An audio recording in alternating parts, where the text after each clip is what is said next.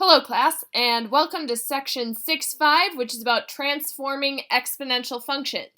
By the end of today's lesson, you will be able to perform, analyze, and use the transformations of exponential functions. So when we are looking at an exponential function, our original function is going to be some base. In this case, I'm using 2 as an example, but it could be any number to the x power. That is an original exponential function. The transformation that we're going to be looking at, which is translations, is going to be 2 to the x minus h plus k.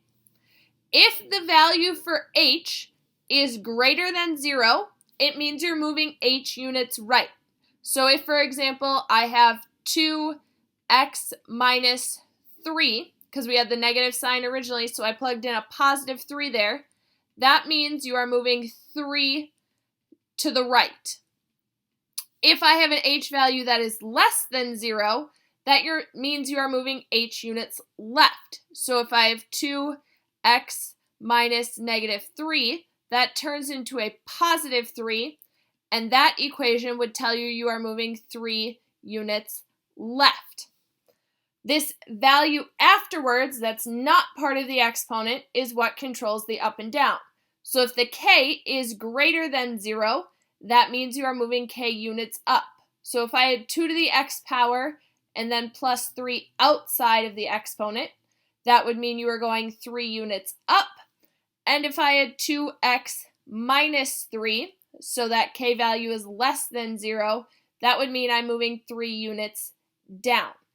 Now, obviously, you can combine those together. So if, for example, I had 2x plus 5 and then minus 9, that would mean that I'm moving 5 units left as well as 9 units down. So you can have both of them, or both types of translations, vertical and horizontal, in a single exponential function.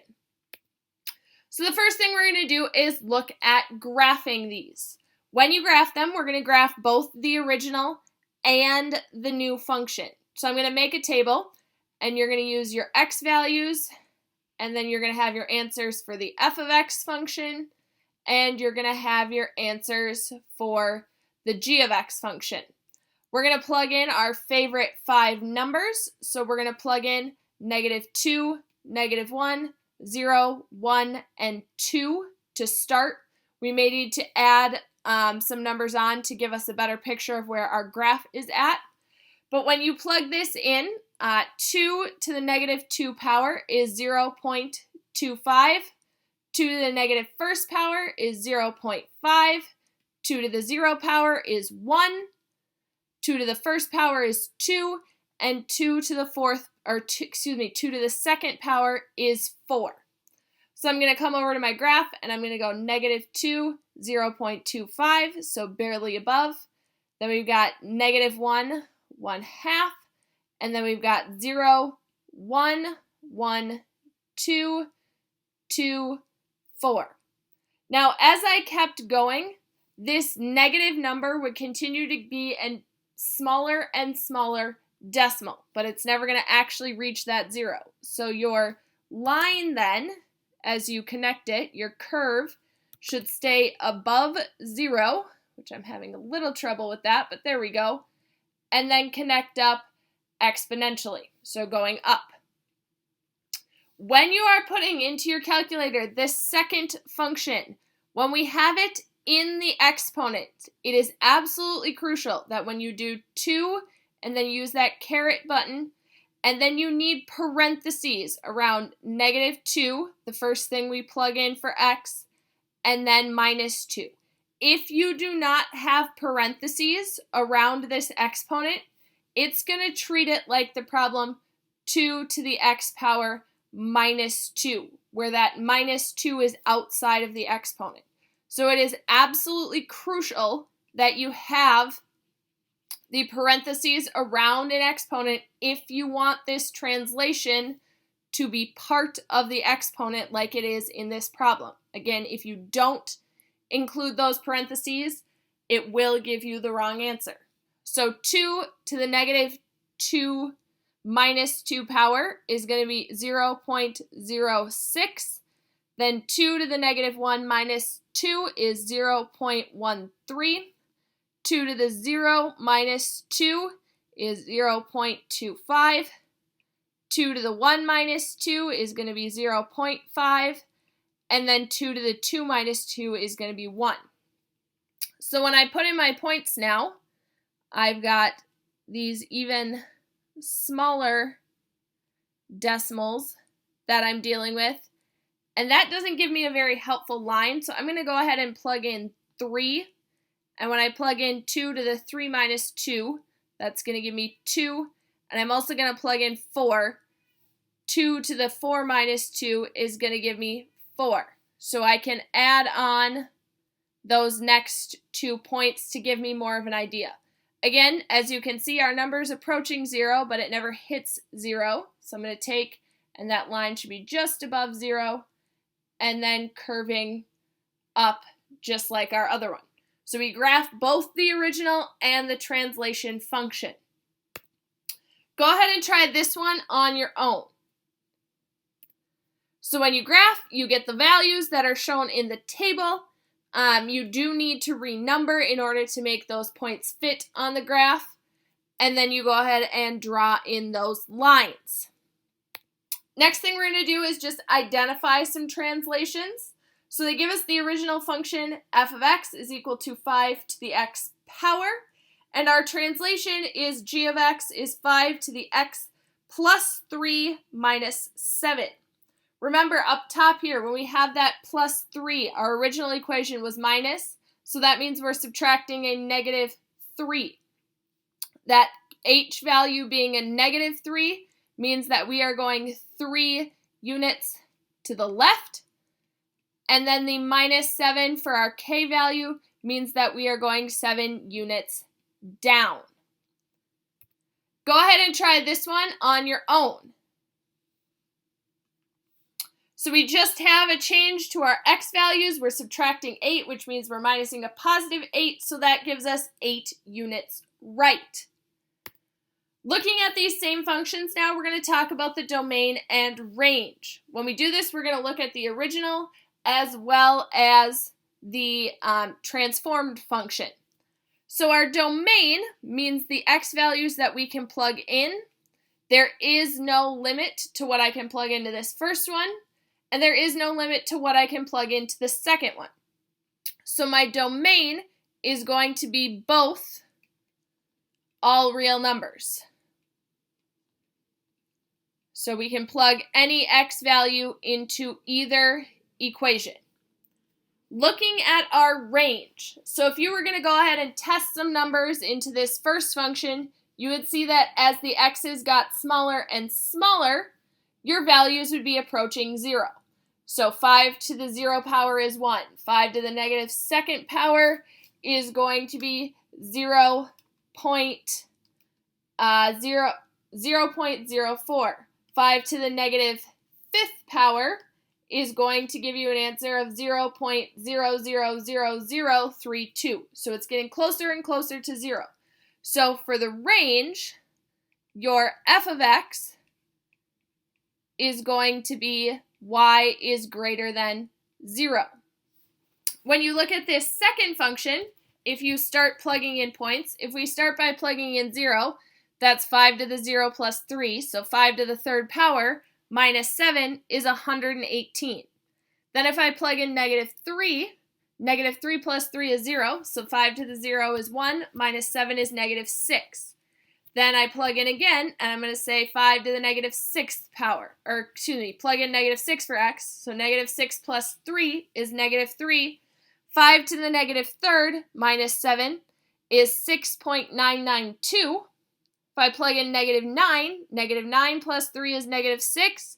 5 to the negative sixth minus 7 is negative 6.999936. So as you are going and plugging in smaller and smaller numbers, you're going to see that you are approaching 7, so 6.99999, you're approaching that negative 7, but you're never going to touch it.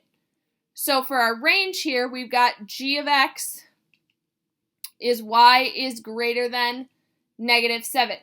So when you are looking at this, you can go ahead and you can plug in test points, or for the domain, you can look at what the k value is being added or subtracted. So in this case, we're adding 0.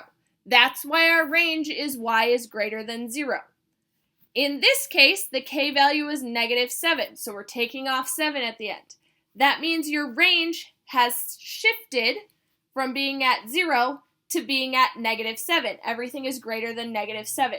So you can plug in numbers and test it out, or you can just use this k value at the end to determine what your range is going to be. Go ahead and try this one on your own.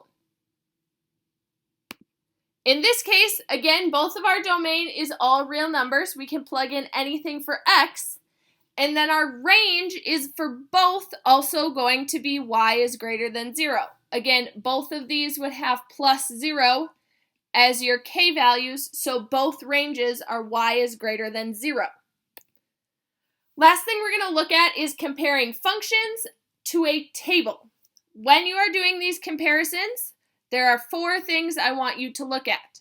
The first thing is going to be the y-intercept. The next thing that you're going to look at is the asymptote, so that line it approaches but never touches. And then the last thing is going to be the range. That's going to go into a table. And then when you are done with that, you're going to use that table to determine what kind of translation occurred. So there's the 3 things in the table, and then there's going to be one thing that goes outside of this table. So for your original function, we know for any original exponential function, when you plug in 0 and nothing else is happening, anything to the 0 power is going to be 1. When you look at your table over here, when you plug in 0, you're going to get an answer of 343. So your y-intercept is now 0, 343. Next, we're going to look at that asymptote. So that line that we're approaching but never touching. For any regular function, you're going to get smaller and smaller approaching 0, but you're never going to touch it. So the line you're never going to touch is at y equals 0. Looking at this table here, as we're getting smaller and smaller and smaller, we're starting to approach 0, but we would continue on and we would never touch it. So again, your asymptote is at y equals 0. Then that range is simply saying what can our y values be. Our y's are going to get bigger than 0 in both cases because there's no reflection. Now, we can use the information from this table to decide whether it's a vertical or horizontal translation. If it is a horizontal translation, that means the asymptote and the range are going to stay the same. It means we simply took a graph that we had and we moved it to the right or to the left. That asymptote line, so that y equals 0 line, that it never touches, never changes. We're simply shifting our graph without changing the asymptote and without changing the range. If it was a vertical or horizontal, if it was a vertical change, either going up or going down, that asymptote, that line that it never touches, would be moving. If I moved it up, my line would now be up. If I moved it down, that asymptote line would be down. So, looking at our table, our asymptote and our range stayed the same, so it is just moving across, meaning that this would be an example of a horizontal translation. So again, if your asymptote and your range stay the same, it is a horizontal translation.